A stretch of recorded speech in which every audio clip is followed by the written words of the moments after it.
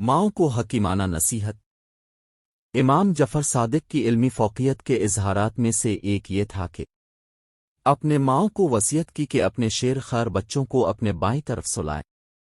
صدیوں سے اس تاکید کو بے حل اور فضول خیال کیا جاتا رہا، جس کی وجہ یہ تھی کہ کسی نے تاکید پر غور نہیں کیا تھا اور بعضوں نے اس پر عمل کرنے کو خطرناک سمجھا۔ ان کا خیال تھا کہ اگر شیر خوار بچے کو ماں کی بائیں جانب سلا دیا جائے تو ممکن ہے کہ ماں سوتے میں کروٹ بدلے اور بچے کو اپنے جسم کے نیچے کچل دے۔ بعض لوگوں نے امام جعفر صادق کے فرمان کو عقل سلیم کے خلاف قرار دیا، چونکہ ان کے خیال میں دایاں بائیں سے زیادہ محترم ہے۔ ان کا خیال تھا کہ ماں اپنے بچے کو دائیں جانب سلائے تاکہ بچہ اس کے دائیں جانب کرامت سے بہرہ مند ہوئے۔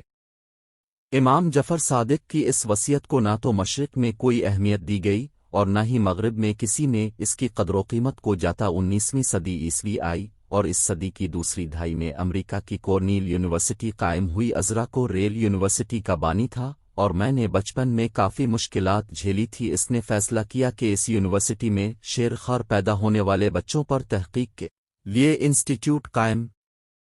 جس میں تازہ پیدا ہونے والے شیر خوار بچوں کے بارے میں اس مرکز جتنی معلومات کا ذخیرہ ہو، یہاں تک کہ پیدا ہونے والے شیر خوار بچوں کے اشتہارات اور سائن بورڈ پر بھی اس انسٹیٹیوٹ میں تحقیق ہوتی تھی۔ 20ویں صدی کی پہلی دہائی میں اس انسٹیٹیوٹ کے محققین نے دنیا کے عجائب گھروں میں پائے جانے والے نومولود بچوں کے متعلق سائن بورڈ پر نگاہ ڈالی تو انہیں پتہ چلا کر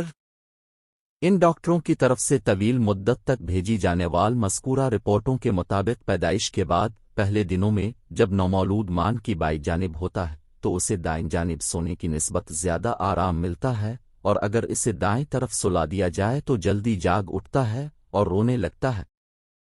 مذکورہ تحقیقی مرکز کے محققین نے اپنی تحقیق کا دائرہ کار صرف سفید فام امریکنوں تک ہی محدود نہیں رکھا، بلکہ انہوں نے سیاہ فام اور ریڈ انڈین بچوں بھی تحقیق کی، اور یہ نتیجہ اخذ کیا ہے کہ اس موضوع کا تعلق رنگ و نسل سے نہیں، دنیا کی تمام اقوام کے بچوں میں یہ خاصیت موجود ہے۔ کورنیل یونیورسٹی کے تحقیقی مرکز نے اس موضوع پر مسلسل تحقیق کی تھی۔ اس مرکز کے ڈاکٹروں نے نامعلوم شعاعوں کے ذریعے جنین کا حاملہ عورت کے پیٹ میں معائنہ کیا، لیکن ان کی معلومات میں کوئی خاص اضافہ نہ ہوا، یہاں تک کہ ہولوگرافی ایجاد ہو گئی۔ ہولوگرافی کی ایجاد کے بعد اس تحقیقی مرکز کے ڈاکٹروں نے ہولوگرافی کے ذریعے ماں کے پیٹ میں جنین کی تصویر لی۔ انہوں نے دیکھا کہ ماں کے دل کی دھڑکن کی آوازوں کی لہریں جو تمام بدن میں پھیلتی ہیں جنین کے کانوں تک پہنچتی ہیں۔ اس مرحلے کے بعد ڈاکٹروں نے یہ معلوم کیا کہ کیا ماں کے دل کی دھڑکنوں کا وقفہ بھی جنین میں رد عمل ظاہر کرتا ہے یا نہیں۔ چونکہ ڈاکٹر صاحبان ماں کے دل کی دھڑکن کو ہلاکت کے اندیشے سے نہیں روک سکتے تھے، لہٰذا انہوں نے اس تحقیق کو مملین یعنی دودھ دینے والے جانوروں پر جاری رکھا۔ انہوں نے جیسے ہی ماں کے دل کی دھڑکن روکی تو دیکھا کہ جنین میں رد عمل پیدا ہوا ہے۔ انہوں نے یہ تجربات بار بار دہرائی تو یقین کر لیا کہ مملین جانوروں کے دل کی دھڑکن کو روکنے سے ان کے جنین میں رد عمل ظاہر ہوتا ہے، اور ماں کی موت کے بعد جنین بھی ہلاک ہو جاتا ہے، کیونکہ ماں کے دل سے نکلنے والی ایک بڑی شریان جنین کو خون پہنچاتی ہے جو اس کی غذا بنتا ہے، اور جب دل ساکن ہو جائے گا تو جنین کو غذا الف نہیں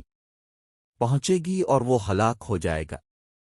کورنیل یونیورسٹی کے تحقیقی مرکز کے سائنسدانوں نے متعدد تجربات سے یہ اخذ کیا ہے کہ بچہ نہ صرف یہ کہ ماں کے پیٹ میں اس کے دل کی دھڑکنوں کو سننے کا عادی ہو جاتا ہے، بلکہ ان دھڑکنوں کا اس کی زندگی سے بھی گہرا تعلق ہے۔ اگر یہ دھڑکن رک جائے تو بچہ ماں کے پیٹ میں بھوک سے مر جائے۔